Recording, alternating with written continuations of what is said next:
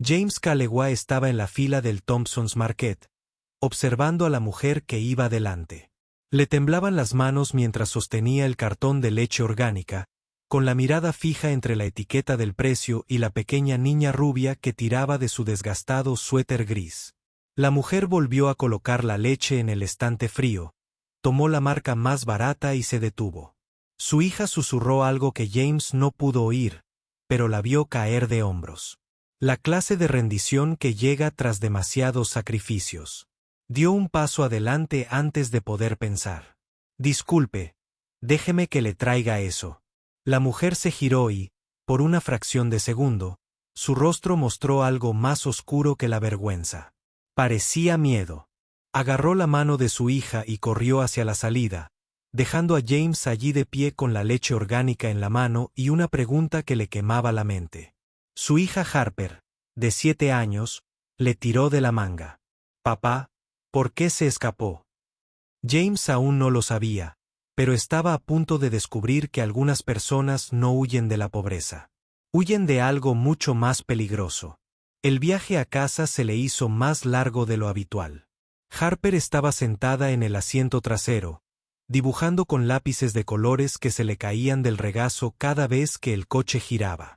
El sol poniente teñía los pinos de Oregón de tonos cobre y dorado, pero James apenas se dio cuenta. Su mente no dejaba de revivir ese momento, el rostro de la mujer, como le temblaban los dedos, lo rápido que había desaparecido. Esa leche, dijo Harper sin levantar la vista. Mamá solía comprarme esa. Las manos de James se apretaron sobre el volante. Tragó saliva con dificultad, forzando la voz. Rachel se había ido hacía 2 años. 2 años desde el accidente del 5º cumpleaños de Harper, cuando el agotamiento y la carretera mojada se lo habían llevado todo en un momento terrible. La casa en Upper Pinewood aún tenía 4 habitaciones, pero solo 2 parecían estar vivas.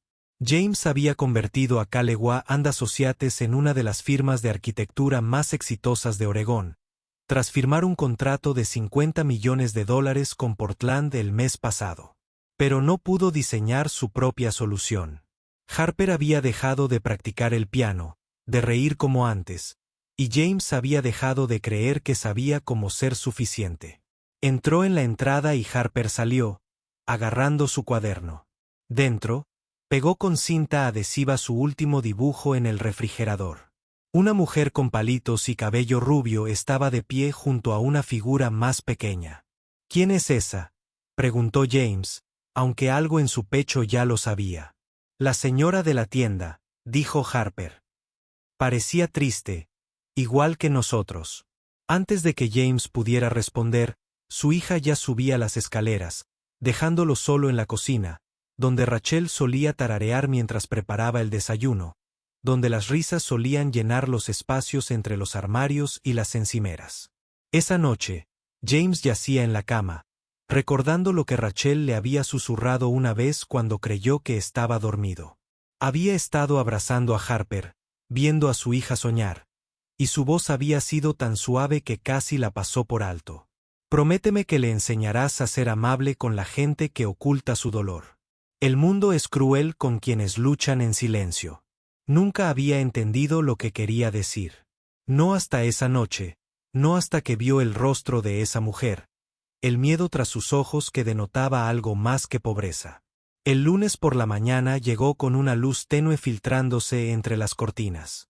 James dejó a Harper en la primaria Oakich, la escuela privada donde la matrícula costaba más de lo que la mayoría de las familias ganaban en 6 meses.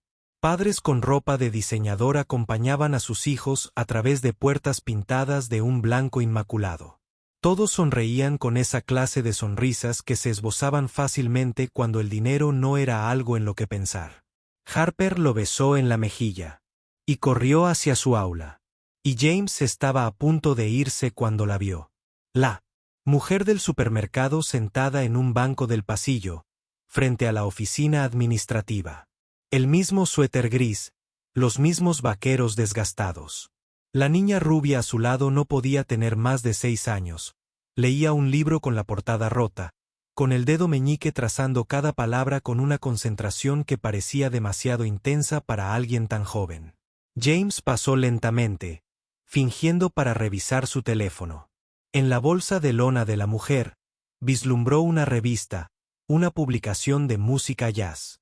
La portada estaba parcialmente arrancada. Sus dedos tamborileaban contra su muslo con un ritmo que parecía inconsciente, complejo, sincopado. No el tamborileo de alguien nervioso, sino el de alguien que conocía la música de una manera que iba más allá de escuchar. Sus miradas se encontraron por un segundo. Ella apartó la mirada primero, ruborizándose, y James siguió caminando, aunque su instinto le decía que se detuviera. El martes por la tarde la volvió a ver, de pie bajo la lluvia fuera del estacionamiento de la escuela, con la niña rubia temblando a su lado. Su auto, un sedán antiguo con óxido corroyendo los pasos de rueda, permanecía en silencio. Probablemente con la batería agotada o algo peor. James se detuvo junto a ellos y bajó la ventanilla. «¿Necesitas que te lleve?», dudó la mujer, mirando a su hija, cuyos labios comenzaban a curvarse. «R.N. Blue. No quiero molestarte», dijo, pero su voz se quebró en la última palabra. «No es molestia», respondió James. «Soy James, por cierto. James Calewa». Se sentó en el asiento del copiloto, y su hija se sentó atrás junto a Harper. «Celeste», dijo en voz baja. «Celeste Morgan, y ella es Iris». Las chicas empezaron a hablar enseguida, con esa facilidad que tienen los niños para hacerse amigos antes de que los adultos terminen de presentarse. James condujo, siguiendo las indicaciones de Celeste hacia Lower Pinewood, donde las casas se hacían más pequeñas y la pintura se desvanecía más con cada curva. «Gracias por esto», dijo Celeste. «Y, por lo del otro día en la tienda. Te lo devolveré cuando. Por favor, no lo hagas». «James», interrumpió suavemente, «considéralo un regalo de bienvenida a Pinewood Falls». Ella lo miró, luego lo miró con atención, y algo en su expresión le recordó a un ciervo deslumbrado por los faros, no solo asustado, sino calculando si quedarse paralizado o correr. En el asiento trasero, Iris le contaba algo a Harper, con la voz llena de imaginación. «Mami toca música preciosa en sus sueños», dijo Iris. «A veces la oigo tararear canciones que parecen de otro mundo». Celeste se abalanzó sobre la manija de la puerta, apretándola con tanta fuerza que se le pusieron los nudillos blancos. «Iris, cariño, tienes una imaginación increíble», dijo, pero su voz sonó demasiado aguda, demasiado controlada. James fingió no darse cuenta. La radio sonaba jazz, Take Five de Dave Breuck, y los dedos de Celeste volvieron a golpear su muslo con ese ritmo. No era un ritmo simple, sino una sincronización compleja, tocando cada acento, cada contratiempo, perfectamente sincronizados como alguien que hubiera pasado años dentro de la música. Cuando la miró, ella se había sorprendido a mitad de golpeteo y había cruzado las manos en su regazo, apretándolas como si intentara que dejaran de traicionarla. Llegaron a un pequeño complejo de apartamentos con pintura descascarada y un estacionamiento lleno de baches. Celeste e Iris salieron, el 3 veces, y entraron corriendo como si temieran que la siguiera. Harper las vio irse. «Me gusta Iris», anunció. «Es simpática y no le importa que mis dibujos estén desordenados». James sonrió a su pesar. «Quizás podamos invitarla». El rostro de Harper se iluminó de una manera que no había visto en meses, y de repente la incomodidad del viaje en coche valió la pena. El viernes llegó la reunión de padres y maestros que James casi había olvidado. Llegó 10 minutos tarde, corriendo por los pasillos con la corbata ligeramente torcida y el maletín aún en la mano. La sala de conferencias estaba llena de padres sentados en sillas demasiado pequeñas para adultos. James encontró un asiento en la última fila. 2 sillas más allá, estaba sentada Celeste Morgan, con un aspecto aún más fuera de lugar de lo que él se sentía. Llevaba el mismo suéter gris y su bolso de lona estaba a sus pies, repleto de papeles. Una hoja se había salido parcialmente. Notación musical, composición compleja con notas manuscritas en los márgenes.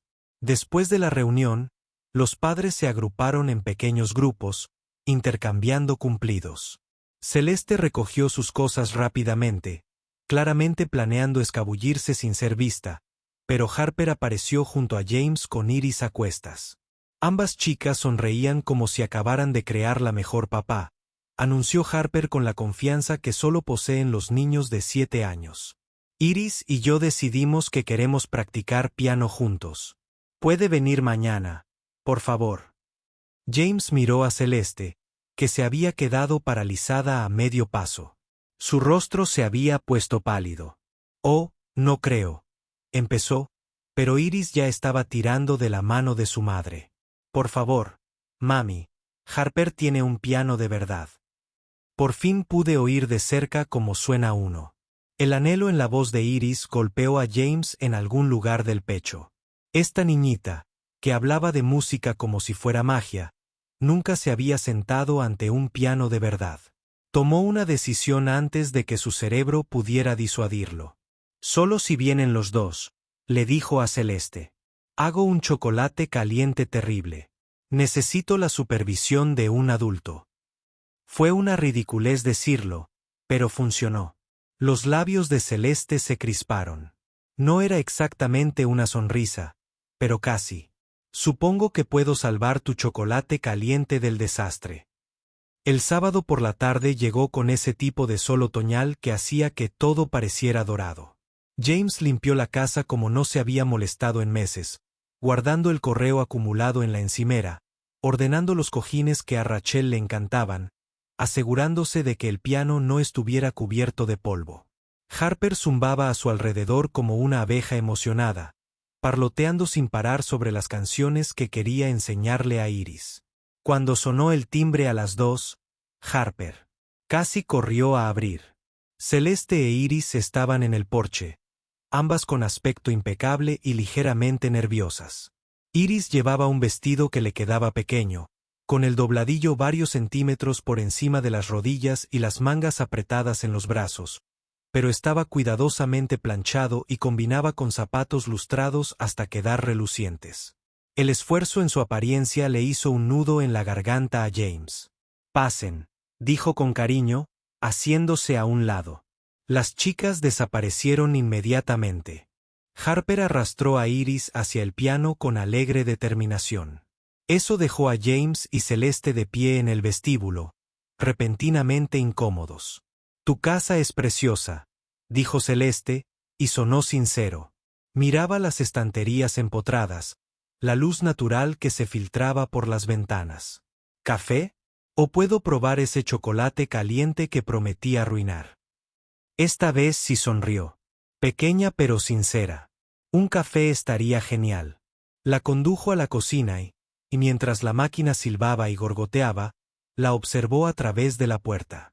Se había detenido en la sala, congelada frente a la pared donde colgaba el saxofón de Rachel, un Selma Mark VI Vintage de 1962, con el latón apagado por el tiempo, pero aún hermoso.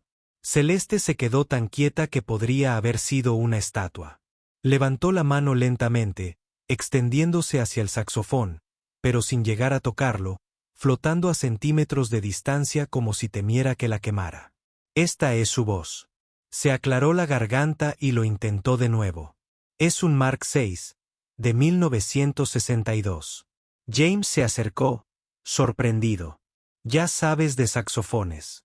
Bajó la mano rápidamente y retrocedió un paso. Conocía a alguien que tocaba hace mucho tiempo. Pero sus ojos seguían fijos en el instrumento, y a la luz del sol que entraba oblicuamente por la ventana, James vio cómo las lágrimas se le acumulaban en las pestañas. Parpadeó rápidamente y se dio la vuelta. Perdón, estoy siendo rara. No rara, dijo James en voz baja. Era de mi esposa, Rachel. Del piano surgieron notas entrecortadas mientras Harper intentaba enseñarle a Iris a tocar Twinkle, Twinkle, Little Star. La risa de Iris resonó brillante y clara, y el sonido pareció romper el hechizo que había mantenido a Celeste paralizada. Se secó los ojos rápidamente, siguió a James a la cocina y aceptó la taza de café que le tendió con ambas manos, como si necesitara algo a lo que aferrarse. Se sentaron a la mesa de la cocina mientras las niñas jugaban, y la conversación surgió con más facilidad de la que James esperaba. Celeste habló de Iris, de lo inteligente que era, de lo mucho que le encantaba la escuela, de cómo devoraba todos los libros que caían en sus manos. James habló de Harper, de lo callada que se había vuelto tras la muerte de Rachel, de cómo le preocupaba no ser suficiente para llenar los vacíos, de cómo momentos como este se sentían como destellos de quien solía ser. Celeste escuchaba con esa clase de atención que resultaba poco común, asintiendo en los momentos oportunos, haciendo preguntas que demostraban que realmente le importaban las respuestas. Hacía mucho tiempo que James no hablaba con otro adulto que no quisiera algo de él. Un trato comercial, un favor, una conexión. «¿Puedo preguntarte algo?», dijo Celeste finalmente, con la mirada fija en su café. «¿Por qué me ayudaste en la tienda?». James pensó en la promesa susurrada de Rachel, en el dibujo de Harper en el refrigerador, en cómo la soledad a veces te hacía reconocerla en los demás. «Mi esposa solía decir que el mundo es cruel con quienes luchan en silencio». Él dijo: «Supongo que vi eso en ti y quise ser quien lo notara». Celeste levantó la mirada para encontrarse con la suya, y en ese momento algo surgió entre ellos. No exactamente atracción, sino reconocimiento. Dos personas que habían sido heridas por la vida de diferentes maneras, encontrando un refugio inesperado en la presencia del otro. La tarde se alargó hasta la noche. James pidió pizza y comieron alrededor de la mesa de centro, mientras Harper e Iris improvisaban un concierto de piano. Fue terrible, de la manera más maravillosa, todo notas equivocadas y risitas, y James no recordaba la última vez que su casa se había sentido tan llena de vida. Cuando llegó la hora de irse, Iris abrazó a Harper con la feroz intensidad de quien no quiere soltarla, y Celeste le dio tantas gracias a James que finalmente tuvo que interrumpirla. «¿A la misma hora la semana que viene?», preguntó. Harper e Iris empezaron a saltar antes de que Celeste pudiera responder. Después de que se fueron, James recogió las cajas de pizza y se dio cuenta de que estaba tarareando. De hecho, tarareando. No recordaba la última vez que había sucedido eso. Harper apareció en la puerta en pijama, con el pelo mojado por la ducha. «Me gusta mucho la señora Morgan», anunció. «E Iris va a ser mi mejor amiga». «Decidí». James la abrazó. «A mí también me gustan, cariño». Y lo decía en serio. Había algo en Celeste, una tristeza que cargaba con la suya, pero también una fuerza que admiraba. Estaba librando batallas que él no podía ver, cargando con pesos que él no podía medir. Las semanas siguientes trajeron a Celeste a sus vidas de maneras que James no había previsto. Recogió a Harper 2 veces cuando James tenía reuniones a altas horas de la noche. Venía a tocar los sábados, citas que se habían convertido en tradición. Ayudó a Harper a practicar piano con la paciencia de quien entendía la música a un nivel que iba más allá de las lecciones básicas. Y poco a poco, con cuidado, James empezó a notar cosas. La forma en que Celeste corrigió la posición de la mano de Harper con un lenguaje técnico preciso, la alineación de la muñeca, la curvatura de los dedos, el apoyo respiratorio, incluso aunque Harper no tocara un instrumento de viento. La forma en que parecía saber exactamente qué piezas desafiarían a Harper.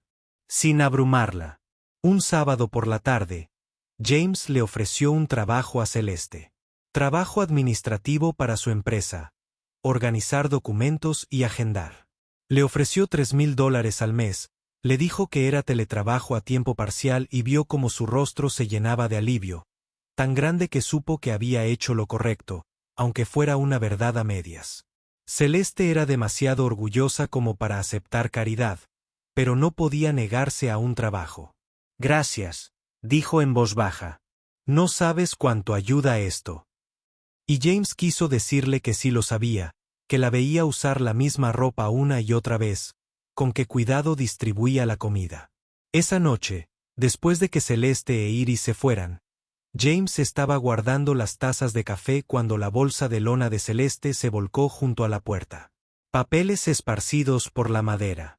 Partituras cubiertas casi por completo de notas manuscritas. James se arrodilló para recogerlas, y fue entonces cuando vio las fotografías escondidas entre las páginas. Fotos antiguas, con los bordes desgastados por el uso. En una Celeste más joven estaba de pie en un enorme escenario con un vestido de noche negro, el saxofón en los labios, y el foco la hacía brillar como algo de otro mundo. Detrás de ella, una sala de conciertos se extendía hacia la oscuridad, llena de cientos de personas. Las manos de James se enfriaron.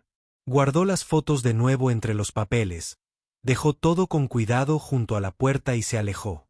Pero su mente no dejaba de darle vueltas. Ese no era el escenario de un club de jazz de poca monta. Era el Carnegie Hall, el Lincoln Center o algún lugar igual de prestigioso. Celeste no era solo alguien que conocía músicos. Era una. Y había dejado ese mundo atrás por alguna razón que nunca mencionó. James sacó su teléfono. Buscó saxofón Celeste Morgan en Google. Nada. Intentó saxofonista desaparecida, y obtuvo docenas de resultados.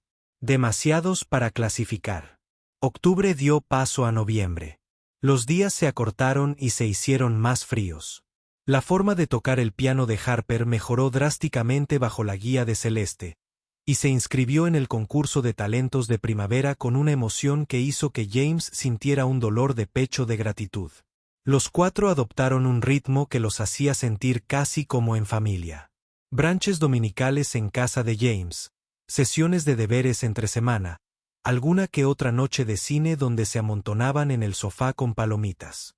James se sorprendió pensando en Celeste en momentos inesperados mientras revisaba planos y recordó algo gracioso que había dicho cuando Harper habló de la señora Morgan con el cariño que suele reservarse para la familia. Entonces llegó el jueves que lo cambió todo. James estaba en su oficina en el centro cuando su asistente llamó a la puerta con expresión preocupada. Alguien de Oakich llamó. Dijo, hay una reunión de padres de emergencia esta noche a las 7. No me dijeron de qué se trata, pero dijeron que la asistencia es obligatoria.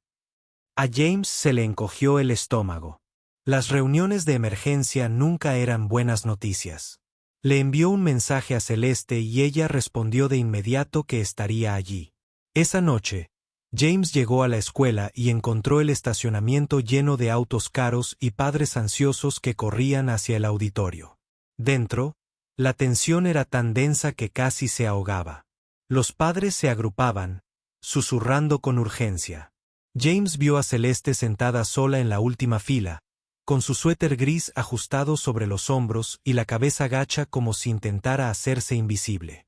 Empezó a acercarse a ella, pero el director Gerald Sterling tomó el micrófono antes de que pudiera alcanzarla. Gracias a todos por venir con tan poca antelación. Sterling comenzó. Hemos tenido una situación que requiere un debate comunitario.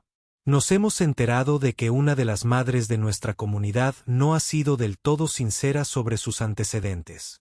A James se le heló la sangre. Vio como el rostro de Celeste palidecía mientras Sterling continuaba. Esta mañana recibimos información de que la señora Celeste Morgan es en realidad Celestine Mororow, una música que estuvo involucrada en un sonado escándalo de plagio hace 4 años. El auditorio estalló en murmullos de asombro. Los padres se giraron para mirar a Celeste, que estaba paralizada como un ciervo, deslumbrada por los faros. James sintió que su mente luchaba por procesar las palabras. Celestine Mororow. Conocía ese nombre. Era una estrella en ascenso, nominada al Grammy, de gira internacional hasta que un escándalo destruyó su carrera de la noche a la mañana. Quiero asegurarles a todos, continuó Sterling, que nos tomamos muy en serio la integridad de nuestra comunidad escolar. Una mujer a la que James reconoció, Catherine Bradford, con su antigua fortuna y sus antiguos prejuicios, se puso de pie. Mi hija está en la misma clase que su hija, anunció Catherine, con la voz llena de desdén. Quiero saber qué clase de persona hemos permitido cerca de nuestros hijos. Alguien que roba, que miente sobre su identidad. Más padres intervinieron, alzando la voz, y James vio a Celeste encogerse aún más en su asiento. No se defendió, no habló, simplemente se quedó allí sentada, soportando el ataque verbal como si lo hubiera esperado desde el principio. James debería haberse puesto de pie, debería haber dicho algo, pero su mente daba vueltas, intentando reconciliar a la amable mujer que hacía reír a su hija con la imagen de una plagiaria, una ladrona, alguien que había construido su carrera sobre mentiras. Y mientras él permanecía allí paralizado por la duda, la reunión se convirtió en un caos. Los padres exigían la destitución de Celeste. El director Sterling prometía investigaciones. Alguien mencionaba que Oakich tenía una reputación que mantener. Durante todo el proceso, Celeste no dijo nada. Recogió su bolso, se levantó y salió del auditorio con la cabeza en alto, incluso mientras decenas de ojos seguían su salida. James la encontró en el aparcamiento, de pie junto a su viejo sedán con las llaves en la mano y lágrimas corriendo silenciosamente por su rostro. Celeste, empezó a decir, pero ella levantó una mano para detenerlo. No, susurró. Por favor, no me pidas explicaciones. No aquí. No ahora. Se subió a su coche y se marchó antes de que James pudiera entender lo que planeaba decir. En fin, esa noche no pudo dormir. Se sentó frente a su portátil investigando sobre Celestine Maro hasta que le ardieron los ojos y la luz del amanecer se coló por las ventanas. La historia era peor de lo que había imaginado. Documentos judiciales, artículos de prensa y difamaciones se extendieron por docenas de medios de comunicación. Vincent Lauron, famoso músico de jazz, compositor y educador, había acusado a su antiguo alumno y amante de robarle su composición. Las pruebas parecían condenatorias. Borradores originales escritos a mano por Vincent, testigos que daban testimonio de su proceso creativo. Celestine había perdido el caso, había sido condenada a pagar $2 millones en daños y había desaparecido por completo de la vida pública. Pero algo en la historia le sonaba mal. James había pasado suficiente tiempo con Celeste como para saber que no era una mentirosa. La forma en que había reaccionado al saxofón de Rachel, el genuino amor por la música que se reflejaba en todo lo que hacía, eso no se podía fingir. El lunes por la mañana llegó cargado de pavor. James dejó a Harper en la escuela y vio a otros padres abriéndole el coche a Celeste en el aparcamiento. Vio cómo Iris caminaba cabizbaja hacia clase mientras otros niños susurraban y señalaban.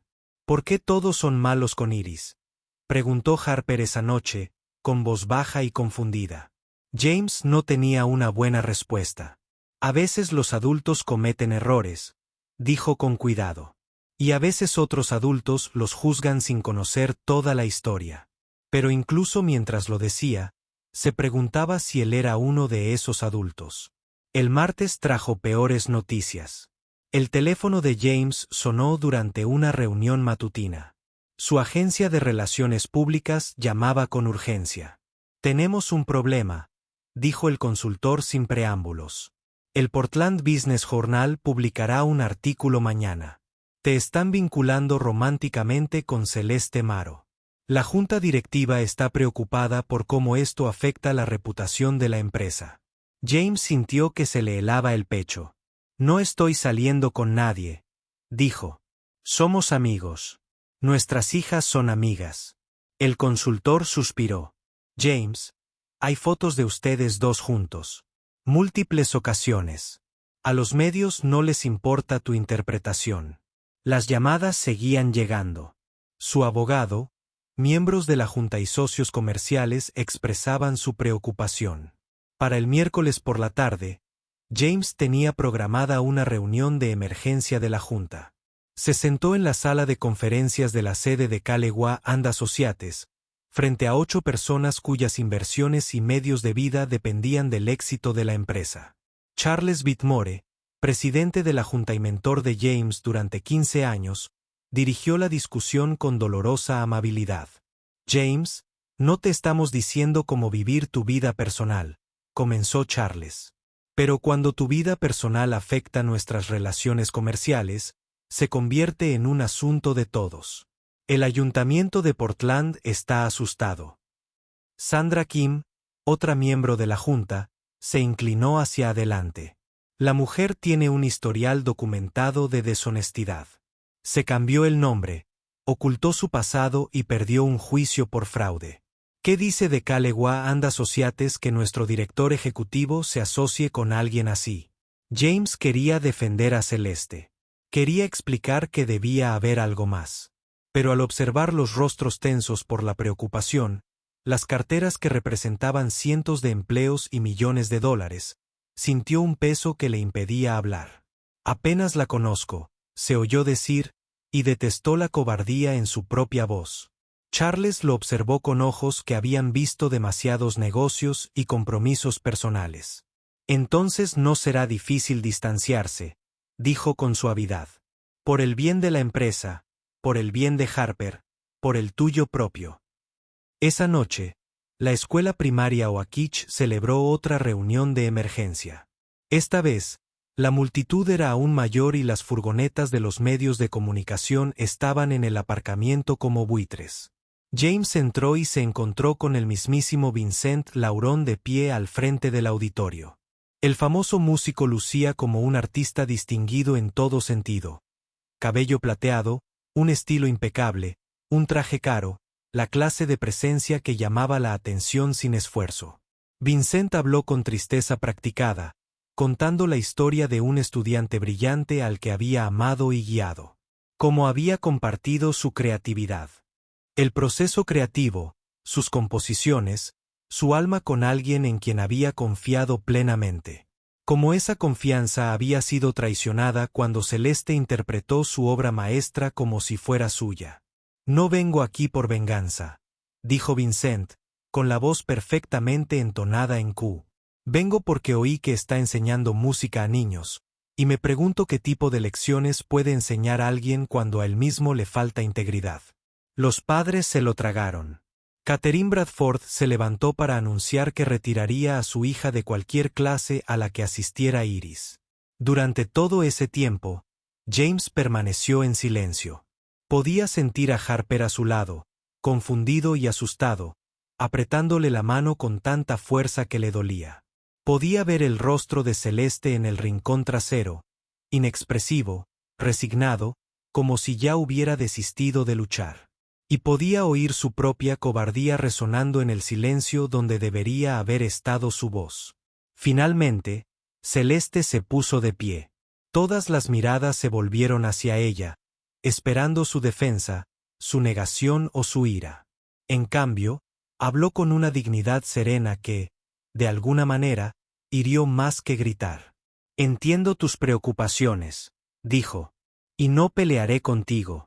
Iris y yo nos iremos de Pinewood Falls. Recogió su bolso y caminó hacia la salida. Al pasar junto a la fila de James, sus miradas se cruzaron por un instante. En la de ella, él vio una decepción tan profunda que parecía dolor físico. Ni rabia, ni traición, solo la triste aceptación de que había resultado ser exactamente igual que todos los demás.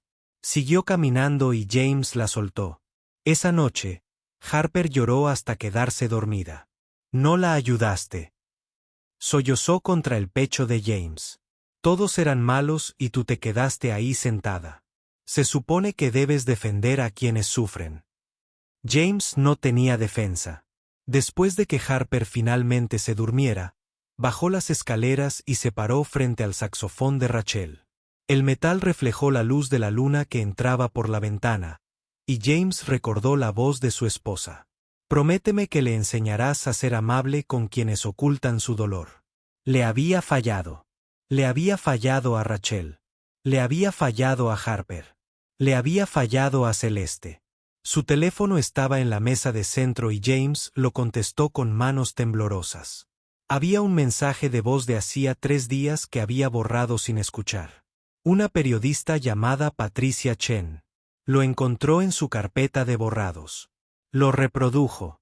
Señor Kalewa, Cubrí el caso Maro extensamente. Hay pruebas que nunca llegaron a juicio. Si le importa la verdad, llámeme. Patricia respondió al segundo timbre a pesar de lo tarde que era. Señor Calegua, esperaba que llamara. Su voz era profesional pero cálida. Dígamelo, dijo James. Cuéntemelo todo. Lo que Patricia reveló durante la siguiente hora destrozó todas las suposiciones que James había construido. Había pasado 3 años investigando a Vincent Laurent después del juicio, descubriendo un patrón de abuso que se remontaba a décadas atrás. Jóvenes músicas atraídas a su órbita, asesoradas y manipuladas, su trabajo absorbido lentamente en su portafolio hasta que no les quedó nada que demostrara lo que les pertenecía. Le envió a James archivos de audio, grabaciones de Vincent borracho en un bar hace 6 meses, presumiendo ante un colega. Esa chica, Celeste Steine, escribió la melodía de Ecos del Silencio en 20 minutos.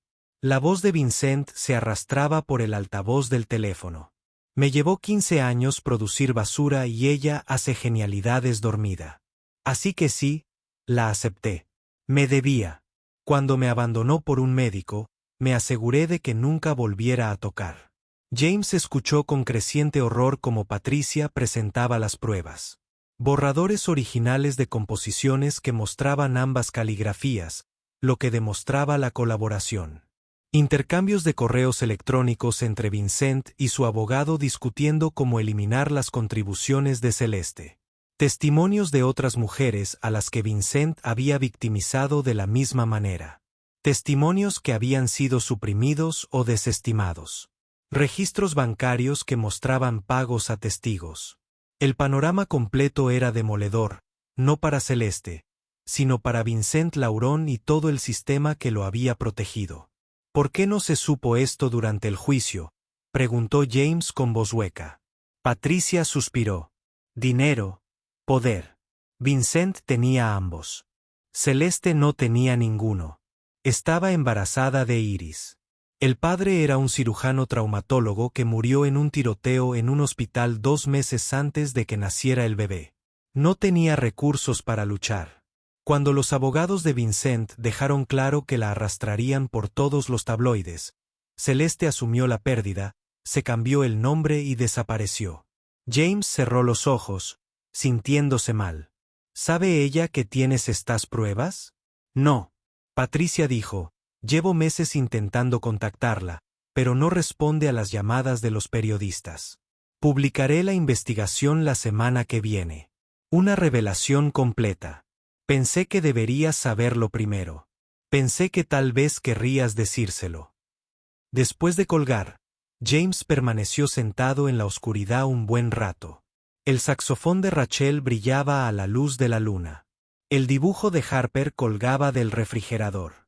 Y en algún lugar de Lower Pinewood, una mujer que no había hecho nada malo probablemente estaba empacando su vida de nuevo, preparándose para huir porque personas como James habían elegido la comodidad sobre la valentía. El viernes por la mañana, James llamó al trabajo diciendo que estaba enfermo por primera vez en 5 años. Dejó a Harper con su madre a 2 horas de distancia, ignorando sus preguntas. Luego condujo a Portland, a la dirección que Patricia Chen le había dado. El barrio hacía que Lower Pinewood pareciera exclusivo. Ventanas tapiadas, cercas de alambre. Encontró el edificio de apartamentos de Celeste y llamó. No hubo respuesta. Una vecina asomó la cabeza. Si buscas a la señora con el niño rubio, no están. Los vi en Santa María esta mañana. A veces toca el piano allí para conseguir vales de comida. La iglesia católica de Santa María se encontraba en las afueras del centro de Portland, un hermoso edificio antiguo rodeado de hormigón y desesperación. James empujó las pesadas puertas de madera y entró en una fresca penumbra que olía a incienso y madera vieja. La música de piano flotaba desde lo más profundo de su interior. Clare Delon, de Debbie, tocaba con la clase de emoción que le hacía un nudo en la garganta. Siguió el sonido hasta una pequeña capilla lateral donde había un piano vertical destartalado contra una pared. Celeste estaba sentada en el banco, con los ojos cerrados, los dedos moviéndose sobre las teclas con una precisión desgarradora. Iris dormía en un banco cercano, usando la chaqueta de su madre como manta. James se quedó en la puerta hasta que terminó la pieza. Celeste abrió los ojos y lo vio, y sus manos se soltaron de las teclas como si la hubieran pillado haciendo algo malo. James. Su nombre salió apenas un susurro. ¿Qué haces aquí? Cruzó el espacio que los separaba, acercó una silla plegable y se sentó a la altura de sus ojos. Hablé con Patricia Chen. Me lo contó todo. Las grabaciones, las pruebas, lo que Vincent te hizo. La cara de Celeste palideció. No debería haberlo hecho. Debería haberlo hecho, interrumpió James. Y debería haberte creído desde el principio. Debería haberte defendido en esa reunión. Debería haber confiado en lo que sabía de ti en lugar de en lo que decidiera un tribunal. Lo siento. Lo siento muchísimo. Celeste negó con la cabeza lentamente. Estabas protegiendo a Harper. Tu negocio, tu vida. Lo entiendo, James. Mi esposa te conocía, dijo James, y vio la sorpresa en el rostro de Celeste. Rachel fue al festival Blue Note en 2015. Actuaste. Ella te recordaba. Celeste se llevó las manos a la boca. Rachel Calewa. Respiró. ¡Ay, Dios! No conecté. No me di cuenta. Sus ojos se llenaron de lágrimas. Me envió un correo electrónico después del festival. Dijo que mi música le había dado valor para volver a actuar después de su diagnóstico de esclerosis múltiple. James sintió que el mundo se le venía encima. ¿Qué diagnóstico? Celeste lo miró con horror creciente. No lo sabías. No te lo dijo. Tragó saliva con dificultad. Rachel tenía esclerosis múltiple en fase inicial. Escribió que la música era su terapia, que tocar el saxofón la ayudaba a controlar los síntomas. Dijo que mi actuación la inspiró a seguir adelante a pesar del miedo. James no podía respirar. Rachel había estado enferma. Su esposa había llevado esa carga sola. Quería testificar por mí. Celeste continuó, con la voz quebrada. Durante el juicio, dijo que había visto a Vincent tratar a otros músicos de la misma manera. Estaba preparando declaraciones de testigos. Entonces supe que había muerto. Accidente de coche, mayo de 2020.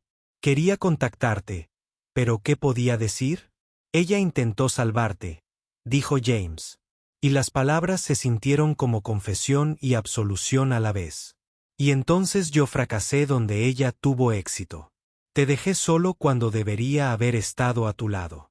Celeste extendió la mano para cruzar el espacio que los separaba y tomó la suya. Estás aquí ahora, dijo en voz baja. Se sentaron en la silenciosa iglesia mientras la luz de la mañana se filtraba a través de las vidrieras, pintándolas de colores que ninguno podía identificar.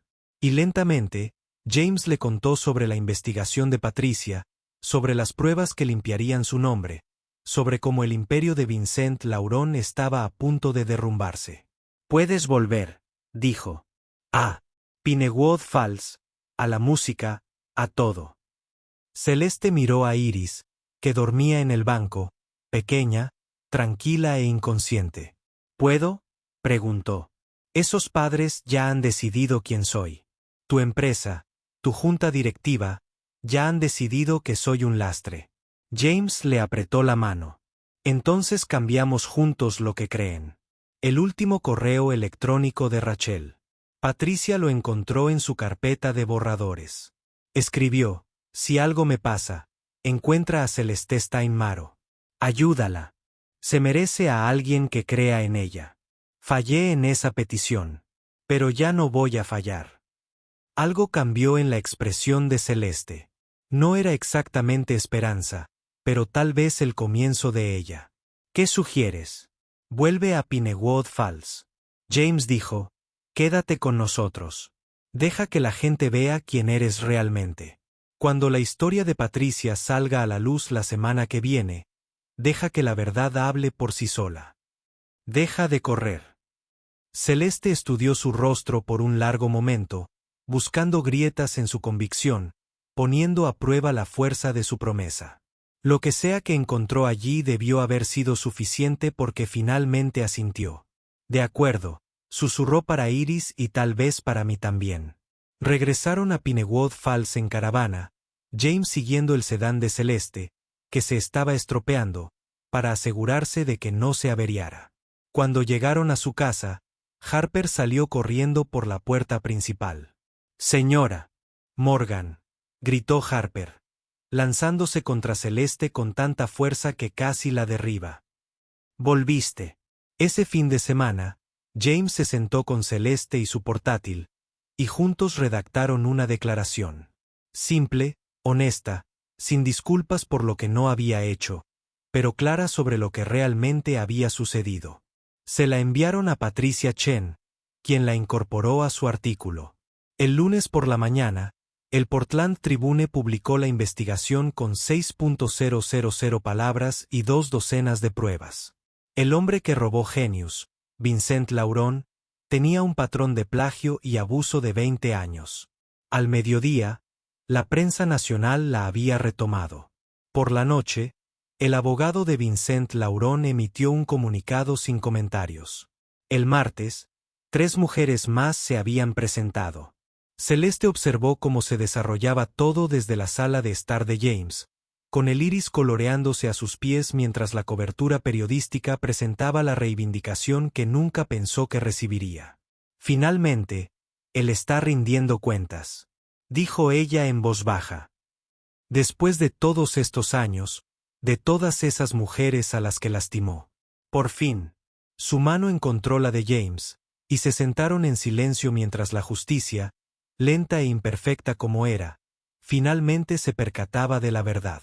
La escuela primaria Oakich emitió una disculpa pública formal. El director Sterling llamó personalmente a Celeste para expresar su arrepentimiento. Catherine Bradford envió una nota manuscrita, rígida y torpe, pero sincera, reconociendo su apresurada decisión. La junta directiva de James convocó una reunión de emergencia, pero esta vez entró con la cabeza en alto. «Sé lo que van a decir», les dijo antes de que nadie pudiera hablar. «Están preocupados por la reputación, por el contrato de Portland. Y les digo ahora, no me importa. Celeste Morgan es inocente. Fue víctima de un hombre que utilizó el sistema legal como arma. Si mantengo sus costos como contratos, entonces encontraremos nuevos contratos porque no estoy priorizando el dinero sobre lo correcto. Ya no». Charles Whitmore se recostó en su silla y estudió a James durante un largo rato. Entonces sonrió. «Bien», dijo Charles simplemente. «Esperaba que dijeras algo así. Portland no se va». Leyeron el artículo del Tribune. El ayuntamiento llamó para disculparse por sus preocupaciones y felicitarte por apoyar a una víctima de injusticia. Resulta que hacer lo correcto es bueno para el negocio, después de todo. James sintió que la tensión se le escapaba. «Así que estamos bien». Charles asintió. «Estamos mejor que bien. Acabas de recordarnos a todos lo que Kalewa and Associates realmente representa». Pasaron semanas, luego un mes, luego 2. El otoño dio paso al invierno y la nieve cubrió los pinos alrededor de Pinewood Falls. Celeste e Iris no se mudaron de inmediato.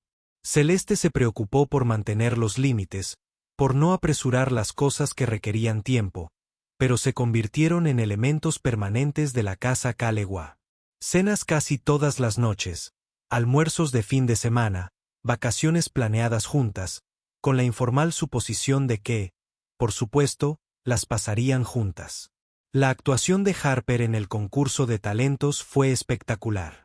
Tocó chapa con una seguridad que dejó al público boquiabierto. El garaje de James se transformó poco a poco en un estudio de música.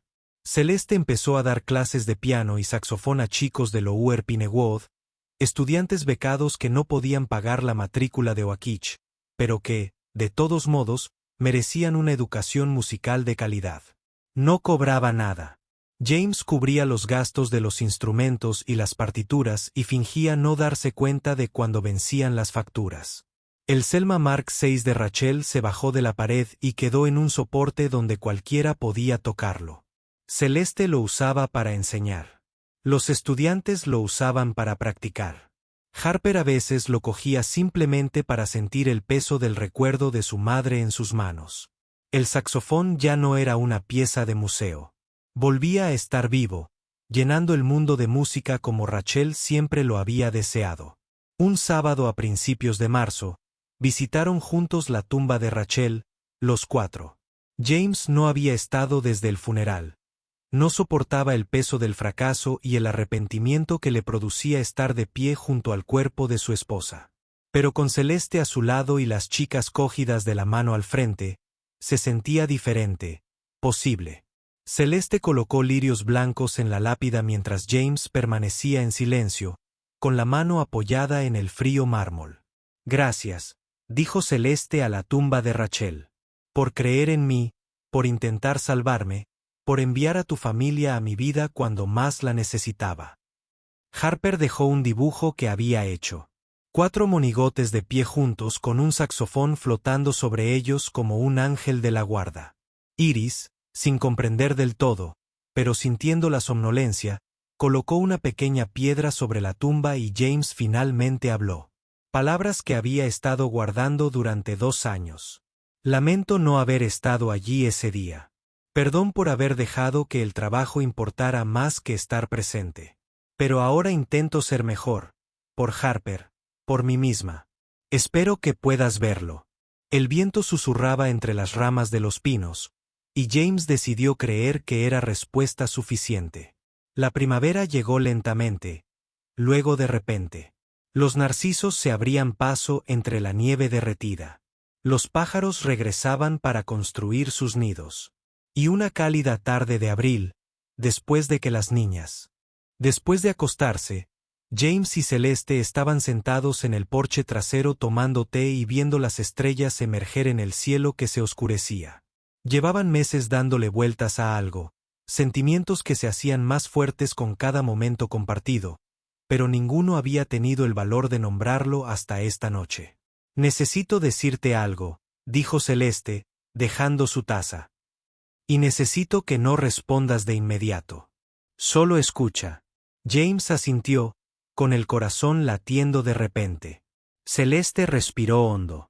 No voy a decir que te quiero porque eso parece demasiado grande y complicado.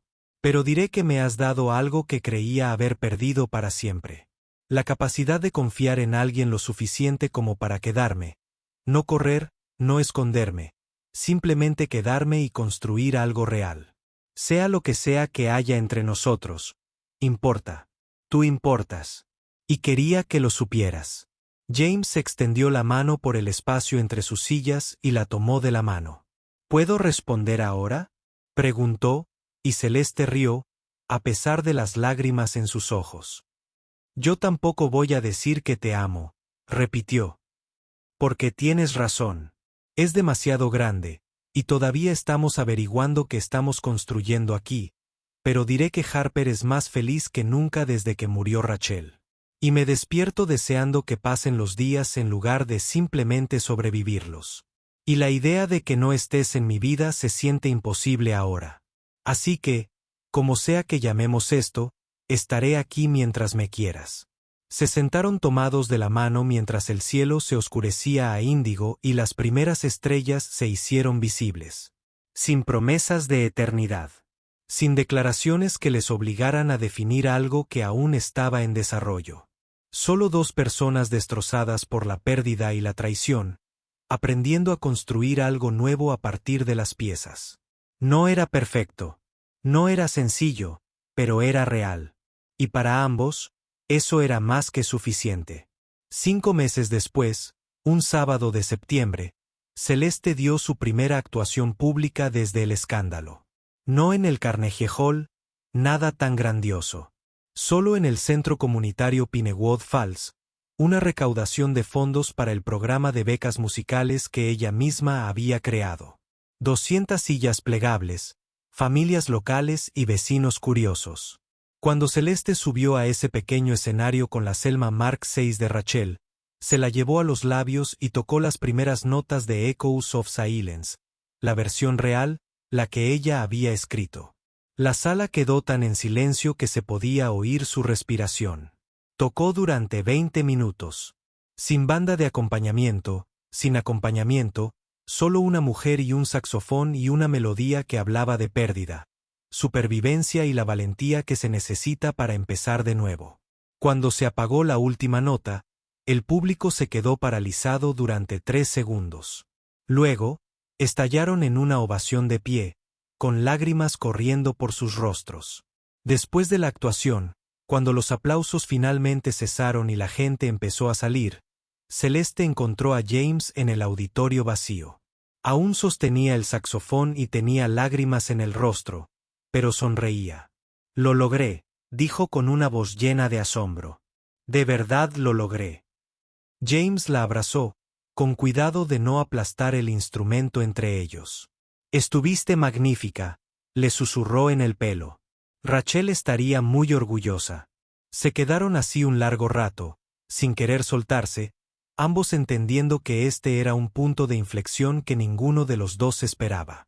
La Navidad llegó con nieve, risas y demasiados regalos bajo un árbol que Harper e Iris habían decorado con una alegría caótica.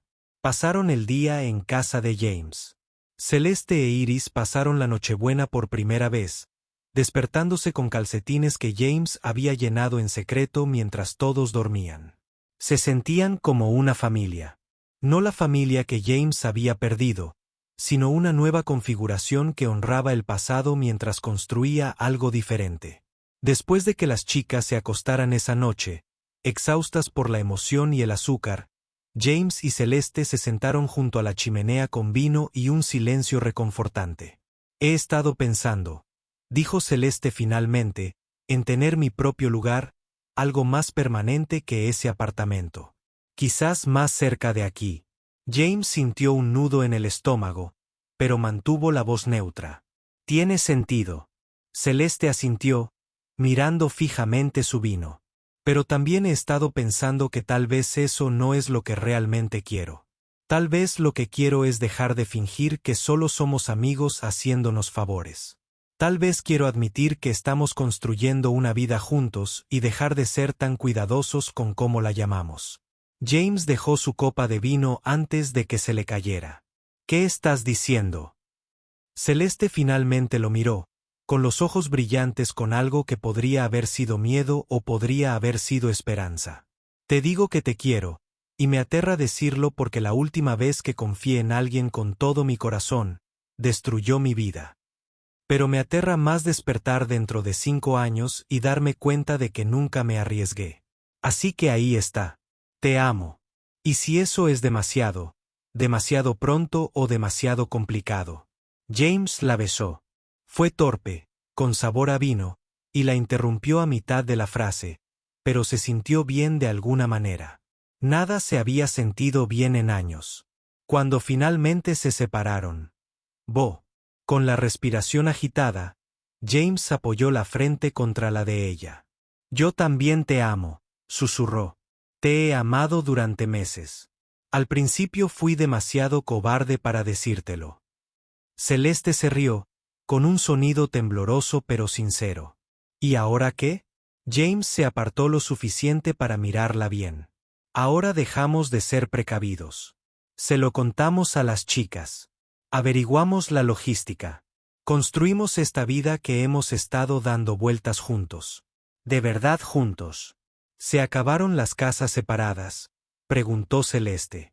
«Se acabó fingir que esto es casual». James negó con la cabeza. «Múdense, tú e Iris. Hagan que este lugar se sienta realmente como un hogar». Celeste estudió su rostro un largo momento, buscando grietas en su convicción. Lo que sea que haya encontrado allí debió haber sido suficiente. «Bueno», dijo, «para Iris, para mí también y para nosotros». Se sentaron en el sofá hablando hasta las 2 de la mañana, haciendo planes, abordando miedos e imaginando futuros que finalmente parecían posibles. Cuando James finalmente acompañó a Celeste a la habitación de invitados donde dormía, se detuvieron en el pasillo. «Gracias», dijo Celeste, en voz baja. Por no rendirte. Conmigo. Gracias por quedarte, respondió James. Por enseñarle a Harper a ser valiente. Por recordarme lo que importa, por elegirnos incluso cuando huir hubiera sido más fácil. Se dieron un beso de buenas noches, suave, lleno de promesas, y se fueron a habitaciones separadas. Porque las niñas aún eran pequeñas, y algunas transiciones requerían cuidado. Pero después, acostado en la cama, James sintió algo que había olvidado que era posible. Paz. La que surge de saber que estás exactamente donde debes estar con las personas adecuadas. Construyendo exactamente el tipo de vida que honra tanto la pérdida como la esperanza. En enero, Celeste e Iris se mudaron oficialmente. No tenían mucho. Unas cuantas cajas de ropa, algunos libros, fotografías cuidadosamente conservadas. Durante años de huida, pero les dieron vida. Las obras de arte de Iris cubrían el refrigerador junto al de Harper. Las partituras de Celeste llenaban el banco del piano. Sus risas llenaban habitaciones que habían estado demasiado silenciosas durante demasiado tiempo. Harper e Iris compartían habitación por decisión propia, quedándose despiertas hasta tarde susurrando y riendo. Y James a veces se quedaba en el pasillo, simplemente escuchando, maravillándose de lo diferente que sonaba su casa ahora en comparación con el silencio que había reinado allí tras la muerte de Rachel. El estudio de música en el garaje se expandió. Se matricularon más estudiantes. Celeste contrató a 2 profesoras más, ambas mujeres con historias propias sobre cómo empezar de cero después de que la vida las derribara. Ahora daban clases a 15 chicos, todos becados, todos de familias que no podían permitirse clases particulares. El Consejo de Artes de Pinewood Falls se dio cuenta y ofreció una subvención. Los negocios locales donaron instrumentos. Poco a poco, el programa se convirtió en algo más grande de lo que ninguno de ellos había imaginado. Un lugar donde los chicos aprendían que la música no se trataba de perfección. Se trataba de presentarse, intentar encontrar tu voz, incluso cuando el mundo te decía que te callaras. Una noche de finales de febrero, James llegó a casa del trabajo y encontró a Celeste sentada a la mesa de la cocina con su portátil abierto, mirando la pantalla con una expresión que no pudo descifrar. ¿Todo bien?, preguntó, dejando el maletín. Celeste levantó la vista. Tenía lágrimas en los ojos, pero sonreía. El juicio de Vincent Laurent terminó hoy, dijo en voz baja. Culpable de múltiples cargos, con sanciones económicas, servicio comunitario, y lo más importante, un reconocimiento público de que robó y abusó sistemáticamente de jóvenes músicas durante 20 años. James se acercó a ella y la abrazó. Se acabó, susurró entre sus cabellos. Por fin se acabó. Celeste asintió contra su pecho. El nombre de Celestine Maro quedó oficialmente limpio en los documentos judiciales. El comité del Grammy restauró mi nominación de 2019. No es que haya ganado, pero el reconocimiento importa. Se apartó y se secó los ojos. Patricia llamó. Quiere hacer un reportaje posterior sobre lo que pasó después, sobre la reconstrucción, sobre el programa de música. Le dije que lo pensaría. James le apretó las manos suavemente. ¿Qué quieres hacer? Celeste se quedó callada un momento, pensativa. Creo que quiero decir que sí. No por mí. Ya no intento recuperar una carrera mítica del pasado, sino por las otras mujeres que dieron el paso al frente. Por las chicas de nuestro programa que necesitan ver que la vergüenza y el silencio no tienen por qué ser permanentes. Por Iris, para que cuando sea mayor, sepa que su madre le dio la cara incluso cuando daba miedo. James sonrió. Entonces lo haremos juntas. Y lo hicieron. El artículo de seguimiento de Patricia se publicó en marzo, con fotos del estudio de música, entrevistas con estudiantes y las propias palabras de Celeste sobre la reconstrucción tras la destrucción. El artículo terminaba con una cita que fue retomada y compartida en redes sociales. Ya no soy Celestine Maro, la prodigio que cayó. Y no soy solo Celeste Morgan. la mujer que se escondió. Soy alguien que está aprendiendo que ser encontrada da más miedo que estar perdida. Pero ya no huyo porque, por primera vez en 4 años, no tengo que hacerlo. La respuesta fue abrumadora. Cartas de mujeres con historias similares, donaciones al programa de música, solicitudes de entrevistas que Celeste rechazó cortésmente. Había dicho lo que necesitaba decir. Ahora quería vivir tranquilamente, enseñar música, criar a su hija y construir una vida con personas que la vieran tal como era. La primavera llegó con narcisos, cantos de pájaros y una calidez que parecía una promesa. Un sábado por la mañana, James se despertó y encontró a Celeste ya levantada, sentada al piano en la sala. Tocaba suavemente, algo que él no reconoció. Hermosa, melancólica y esperanzadora a la vez. Se quedó en la puerta, observando sus dedos moverse sobre las teclas, como la luz de la mañana se reflejaba en su cabello, la paz en su rostro. Cuando terminó, levantó la vista y lo vio. Nueva composición, dijo. La primera en 4 años. No sé si es buena. Es hermosa, dijo James con sinceridad. ¿Cómo se llama? Celeste sonrió un poco tímida. Estaba pensando en segundas oportunidades o quizás en quedarme. Aún no lo he decidido. James se acercó al piano y se sentó junto a ella en el banco. Creo que quedarme es perfecto. Ella apoyó la cabeza en su hombro y permanecieron así un largo rato, cómodos en silencio. Desde arriba se oía el sonido de Harper e Iris riéndose de algo. Sus voces se fundían como solo las voces de los niños podían. Así suena la felicidad. Celeste susurró. Casi lo había olvidado. James la besó en la coronilla. Yo también. Y en ese momento, en esa casa llena de música, risas y el milagro cotidiano de que la gente se eligiera mutuamente cada día, James comprendió lo que Rachel había intentado enseñarle. Que la amabilidad no eran grandes gestos ni rescates heroicos.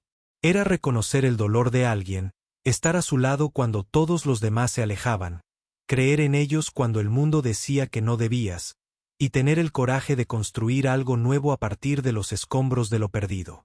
No fue el final que había imaginado cuando Rachel murió, pero fue real. Se lo ganó y fue.